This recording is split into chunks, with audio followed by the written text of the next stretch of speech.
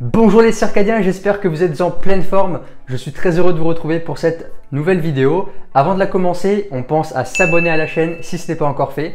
Et tu es également libre de recevoir mon e-book gratuitement qui s'appelle les 5 outils pour retrouver son énergie en vivant conformément à la nature.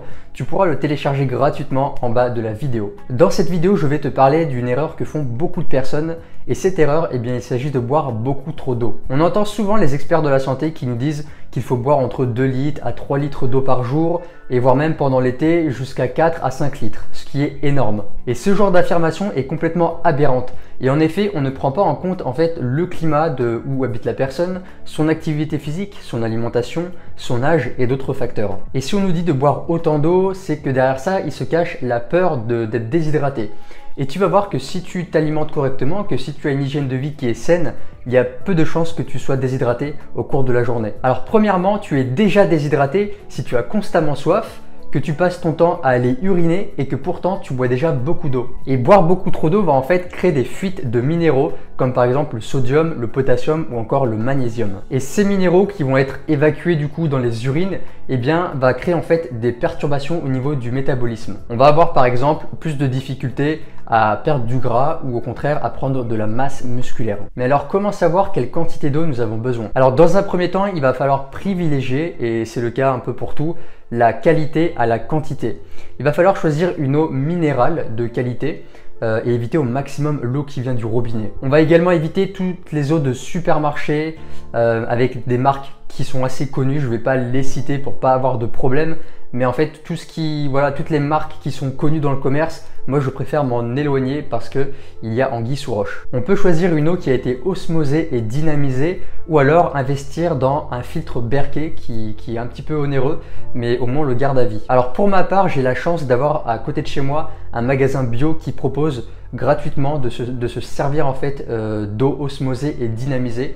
Donc toutes les semaines je viens avec mes bidons et puis je peux aller me remplir, m'approvisionner avec une eau pure et de qualité. Et enfin, si tu veux acheter des eaux du commerce, je te recommande d'aller majoritairement dans les magasins bio où tu vas trouver les sources d'eau minérale de meilleure qualité. Donc on va avoir par exemple la marque Rosée de la Reine, la marque Celtic qui sont je crois que de l'eau gazeuse, ils font peut-être de l'eau plate mais j'en suis pas sûr.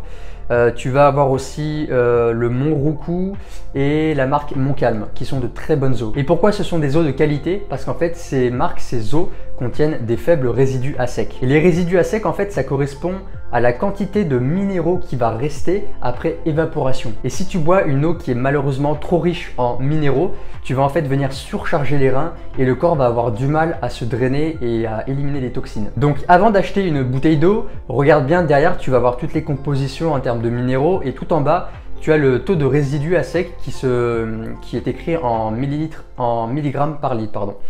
Il faut que ce chiffre soit en dessous des 100 mg par litre. Si c'est au-dessus, c'est qu'il y a beaucoup trop de minéraux dans cette eau et que tu dois éviter de la consommer. Donc voilà, encore une fois, rapproche-toi des eaux que je viens de citer pour être sûr d'avoir le minimum de minéraux possible dans l'eau. Une fois qu'on s'est occupé de la qualité de l'eau, il va falloir que tu écoutes les besoins de ton corps. Alors c'est sûr que si tu as pris l'habitude de boire toutes les demi-heures un verre d'eau que tu passes ton temps à boire, si aujourd'hui là tu te mets à un petit peu moins boire d'eau, tu vas ressentir la pâteuse, tu vas avoir un manque d'eau tout simplement. Et c'est parce que en fait tu es habitué à boire beaucoup trop. Donc si tu es quelqu'un qui consomme, qui boit 3 à 4 litres d'eau par jour et que tu n'as pas forcément une activité extrême, essaye de réduire, commence à réduire un petit peu ta consommation d'eau. Évidemment, il faut prendre en compte plein de paramètres. Si tu fais un métier en extérieur et que tu es en plein cagnard toute la journée, évidemment que tu vas avoir besoin de beaucoup boire. C'est évident. Si par contre tu travailles dans un bureau, tu travailles 8 heures dans un bureau, dans une clim et que tu bois 3 litres d'eau par jour, c'est peut-être un petit peu trop pour toi et il y a des chances que tu as des pertes, des fuites de minéraux. Et n'oublie pas également que l'on s'hydrate beaucoup grâce à l'alimentation. Consommer beaucoup de fruits, beaucoup de légumes, des crudités. Se faire des soupes froides ou des soupes chaudes en hiver, ça va venir vraiment aider à hydrater le corps et en plus de ça on apporte des nutriments supplémentaires. Donc si tu as une alimentation qui est industrielle, si le matin tu manges du pain, des pâtisseries, que tu grignotes des gâteaux, des chips, tu manges des sandwichs, tu manges beaucoup de pâtes, de riz et peu de légumes, peu de fruits, peu de substances aqueuses, forcément après manger tu vas avoir la pâteuse, tu vas vouloir boire beaucoup d'eau parce qu'en fait ce sont des aliments qui demandent énormément d'eau et donc tu vas ressentir une sorte de déshydratation. Et en plus de ça, si tu bois du café, du thé, des sodas, du Red Bull, etc., ce sont des boissons qui sont acides et qui vont venir déshydrater l'organisme.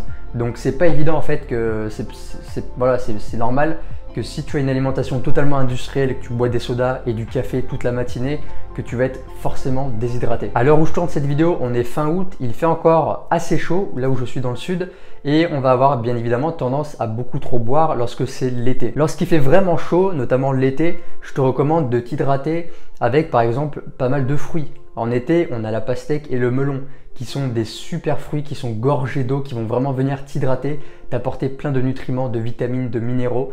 Tu peux également consommer de l'eau de coco qui est aussi très hydratant. Et bien sûr, tu peux te faire des smoothies de fruits, tu peux te faire des milkshakes, tu peux te faire des jus de légumes, tu peux te faire des soupes froides. Et un petit conseil en ce qui concerne l'hydratation pendant les repas, je te recommande de boire, si tu as soif, un verre d'eau avant le repas et pas pendant ni après un repas. Pourquoi? Parce qu'en fait, tu vas venir diluer les sucs gastriques. Tu viens de prendre ton repas, tu viens de manger, donc tu as ton aliment en fait qui est dans l'estomac, dans ce qu'on appelle le bol alimentaire. Et en fait, ton estomac a besoin de créer des sucs digestifs, de créer des enzymes. Et en fait, c'est un endroit, c'est un terrain qui est très acide, qui est très chaud et qui va venir vraiment permettre de décomposer en fait les aliments. Si toi derrière ça, pendant les repas, tu bois de l'eau bien fraîche ou tu bois un grand verre d'eau après le repas, ce que font beaucoup de gens malheureusement, tu vas en fait venir diluer les sucs gastriques, tu vas refroidir un petit peu l'estomac, tu vas ralentir la digestion et tu vas être ballonné, tu vas te sentir lourd après ton repas. Donc, il y a beaucoup de gens qui font cette erreur. Je te recommande vraiment d'inclure beaucoup de légumes, des choses aqueuses dans ton alimentation. Et comme ça, tu n'auras pas besoin, tu n'auras pas l'envie de boire. Et moi, pour ma part, ça fait maintenant un bon moment que je respecte ce principe, c'est-à-dire que je bois un petit peu d'eau avant le repas si j'ai soif. Je ne bois pas pendant et je vais boire au moins 2 heures après mon dernier repas parce que je n'ai pas forcément la sensation de soif. J'ai mangé pas mal de choses aqueuses, j'ai mangé des crudités, des légumes, des choses comme ça. Et voilà, je vais boire que 2 heures après. Voilà pour les petits conseils que je pouvais t'apporter au niveau de l'hydratation et notamment en cette fin d'été où il fait encore chaud et on a tendance encore une fois à faire les mêmes erreurs. N'écoute pas tout ce qu'on dit à la télé, les publicités où on te dit oui, il faut boire 3 litres d'eau par jour, les spécialistes de la santé, entre guillemets les spécialistes de la santé qui te disent de tout et n'importe quoi, qui ne prennent pas en compte la personne, qui te balancent comme ça des vérités qui devraient s'appliquer à tout le monde alors qu'en fait on est tous différents, chacun doit s'écouter, chacun doit prendre en compte son âge, son activité physique. Évidemment, s'il fait très chaud, si on est en pleine canicule, une personne âgée doit rester hydratée, donc boire aussi beaucoup et souvent. Je ne suis pas en train de dire voilà, qu'une personne âgée en plein cagnard, en plein mois d'août, devrait arrêter de boire de l'eau, c'est pas ce que je dis. Elle peut choisir des alternatives comme par exemple consommer beaucoup de melon, de la pastèque, boire de l'eau de coco, mais continuer aussi à bien s'hydrater et à faire attention. Une personne qui travaille dehors, pareil, toute la journée en plein soleil, un maçon, quelqu'un qui travaille dans le bâtiment et qui transpire énormément, doit quand même penser à s'hydrater régulièrement. Donc évidemment, tout est à prendre en compte, chacun est différent, chacun a des activités physiques différentes.